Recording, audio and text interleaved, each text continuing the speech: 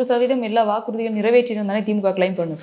என்ன வாக்குறுதி செஞ்சிருக்காங்க? திமுக முதல் வாக்குறுதிங்க, தேர்தல் அறிக்கையில் முதல் வாக்குறுதி திருக்குறளை தேசிய நூலாக்க நாங்கள் மத்திய அரசை நாடுவோம். பண்ணிட்டீங்களா?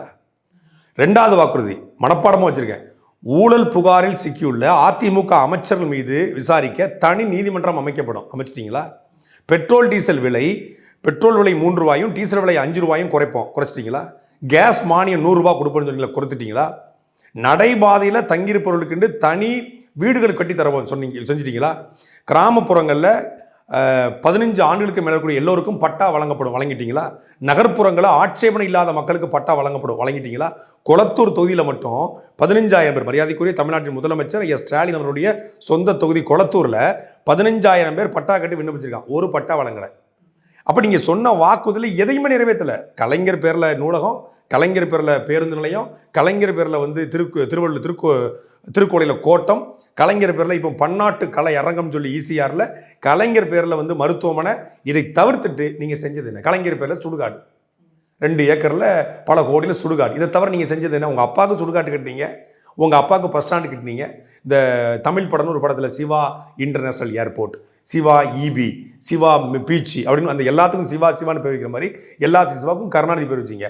டாஸ்மாக்கு, கழிவறை, இந்த 2க்கு தவிர கருணாநிதி பேர் இல்லை. மற்ற எல்லாத்துக்கும் கருணாநிதி பேர் வச்சிங்க. வேறு இதை தவிர நீங்கள் செஞ்ச சாதனை என்ன? அதிமுக ஆட்சியை விட்டு இறங்கும் போது 5,4 லட்சம் கோடி கடனாளி ஆக்கிட்டு போயிட்டாங்க தமிழ்நாட்டை அப்படின்னு சொன்னீங்க. இப்போ கடன் என்ன? 8,4 லட்சம் கோடி கடன். இந்த ஆண்டு பட்ஜெட்டில் இன்னும் 75,000 கோடி வாங்க போறீங்க. மத்திய அரசு நம்மளை கடனாளி ஆக்கிடுச்சுன்னு சொல்றீங்க. நீங்களும் அதை தானே பண்ணிட்டு இருக்கீங்க. 5,4 லட்சம் கோடி கடன் எத்தனை வருஷமா? 1954 ஆரம்பிச்சு 2021 வரைக்கும் மொத்த கடன் 5,4 லட்சம் கோடி.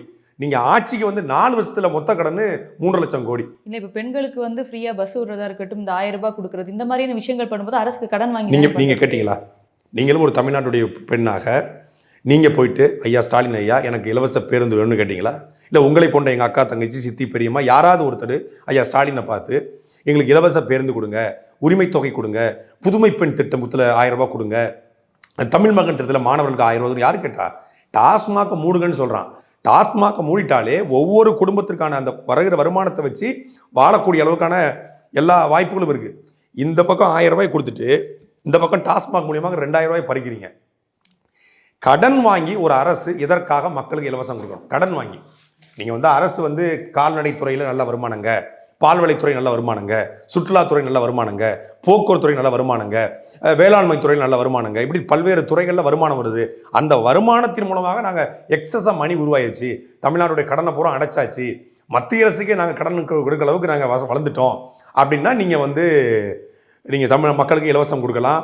இப்போ நீங்கள் வீட்டில் அப்பா, அம்மா, தங்கச்சி, தம்பி பட்னியாக கிடக்குறாங்க. நாம் வட்டிக்கு பணம் வாங்கியிருக்கோம், வட்டிக்கு பணம் வாங்கி வச்சுருக்கிறோம். அப்பாவுக்கு வந்து புற்றுநோய் இருக்குது, அம்மாவுக்கு உடம்பு சரியில்லை, தங்கச்சியை படிக்க வைக்கணும், தம்பிக்கு ஒரு நல்ல வேலை கொடுக்கணும். இந்த சூழ்நிலை எவனாவது ஒருத்தன் ஊர் முழுக்க பொங்கல் பண்ணி இலவசமாக கொடுப்பானா? ஏன்னா நீயே வட்டிக்கு பணம் கட்டிக்கிட்டு இருக்கிற மாதம் உங்கள் அப்பாவுக்கு உடம்பு சரியில்லை, தங்கச்சியை கல்யாணம் முடிச்சு கொடுக்கணும், தம்பியை படிக்க வைக்கணும். இந்த சூழ்நிலையில் ஊருக்கு தானம் பண்ணுறதுக்கு எவனை செஞ்சான்னா இதை உங்கள் ஊரில் பழமொழி சொல்லுவாங்க, தகப்பன் வந்து நோயில் இருக்கானா மகளுக்கு வந்து இந்திராணி பட்டு கட்டுச்சான் அந்த காலத்தில்.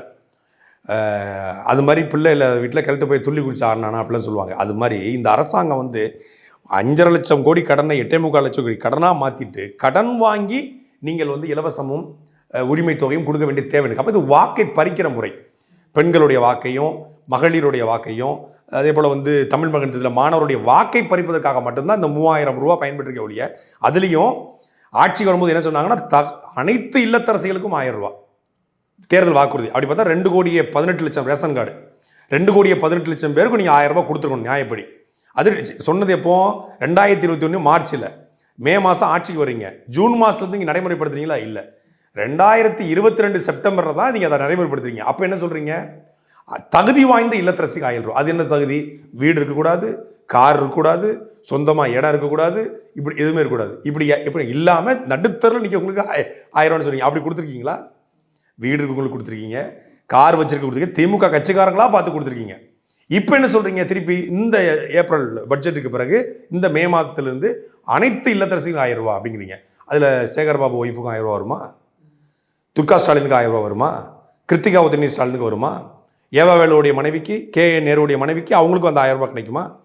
இது அப்போ அந்த 1000 ரூபாய் வச்சு அவங்க என்ன செய்ய போகிறாங்க? அவங்க 1000 ரூபாய் பெற முடியாத நிலைமையில் இருக்காங்களா?